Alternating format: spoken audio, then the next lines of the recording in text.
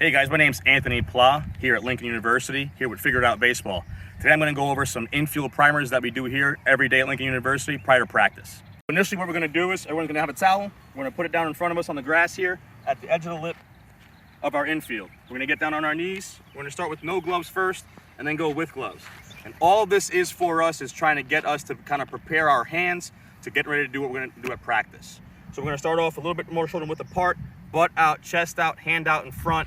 We're going to have about a 45-degree turn with our hand, and not a fully flexed wrist, but flexed enough where I'm going to be able to kind of work myself through the baseball. So coach here is going to drop me the baseball. We're going to just do some short hops, and all I'm going to do is work through a press through the baseball. I'm going to flip back to him. We do this 5 times each through the ball.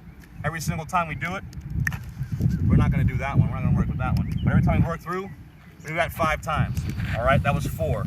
Then we're going to go to the forehand side. Now, what I'm going to do here on the forehand side, chin and shoulder are going to be connected, and I want to work back to where the ball came from. Coach is throwing this ball at me, and I want to work back to where the ball came from. Not too fast, not too slow, but with enough pace that I can get my chin buried into my shoulder and really concentrate on that happening there.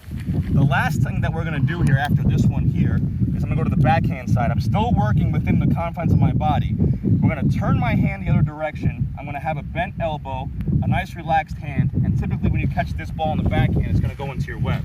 But I'm going to try to work in catching with some loose fingers, getting through the ball, and again, working back to where the ball came from with a bent elbow, which we call here a hinge. I'm going to hinge through the ball, which is essentially going to be called, we call a rake movement. One more, coach. One more time. One more time. And that's how we're going to do it. Then we're going to go right to the glove. We'll just do 2 each. Same thing, one-handed. We're going to press through, and everything's going to work back to the coach or back to whoever's throwing it to. You can use it with one of your teammates or your partner. We'll go to forehand side now, coach, out in front.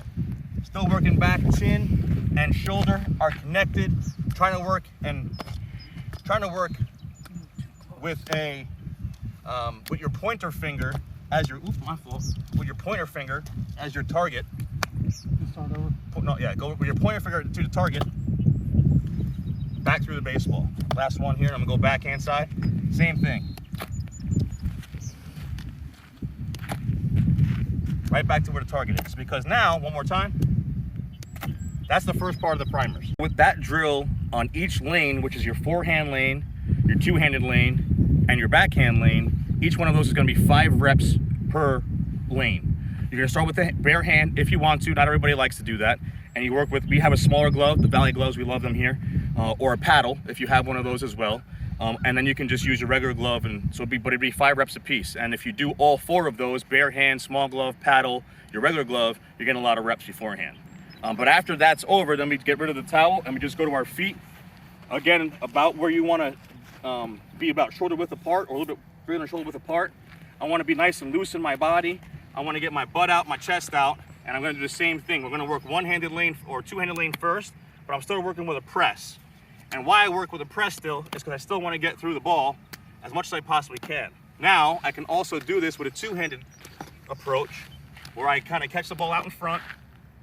I get my elbows working outward so I can pull the ball down as I'm working towards my chest, because my next movement's going to be up here getting ready to throw.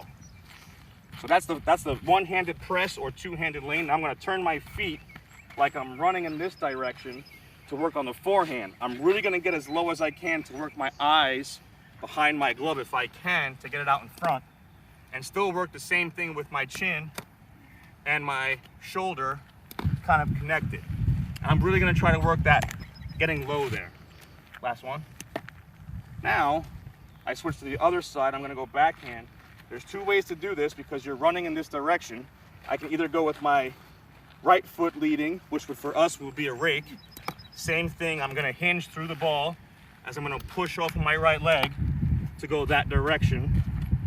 Or I can switch my feet, still get low, where this one would be a catch, hinge the opposite direction to pull it up, take 1 step, and throw downhill. And again, we're going to do that 5 times in each position. Now we're kind of incorporating the legs into this. And again, you can use a small glove or your big glove. You're not going to use a paddle in your bare hand. You can if you want to. A lot of mistakes that are made during this drill specifically And why I'm so focused on this specifically about getting my chin into my shoulder and working through the baseball is because a lot of guys want to swipe across their body when they're making these plays one-handed. So I'm going to get a one-hopper here, and most guys are going to catch this ball like this, and they're going to swipe across this way.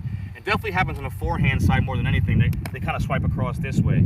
I don't want to swipe across. I want to get my glove going back to where the ball was thrown from, almost like there's a bow and arrow through there, where my pointer finger and my target, which is this part of my hand right here, work through the ball, work through where the ground ball came from, and the trajectory in the ground ball. So I want to kind of get through it this way. Same thing in front of me here. I don't want to catch this ball and go up. I want to catch this ball and go through this way, or two-handed lane. I want to bring it back in, where a lot of guys want to kind of curl up. I want to come back in. And then the backhand side, guys kind of, again, swipe across this way, and that'll happen to you, where I want to kind of work, again, with my hinge through the ball towards my target if I can cut across this ball this way. So those are some of the common mistakes that you're going to make with this drill, where guys swipe across or come up with their hands. I really want to work slowly and calmly with my target in the palm of my hand, or underneath my pointer finger, back to where the ball came from. Simply because if I start going wildly with my glove across where the lane is, I'm going to catch that ball, and this will exactly what will happen. The ball will go that direction. I really don't want that to happen when I have the ball in front of us. So the simpler I create my hand movements, where it's right in front of me here, the ball will fall in front of me. I'll still have more time to make a play if I do bobble it at all. My name's Anthony Pla, head coach at Lincoln University. We just went over our infield primers called our Aussie drills. Now we're going to go into our cone drills, our second stage of our infield primers.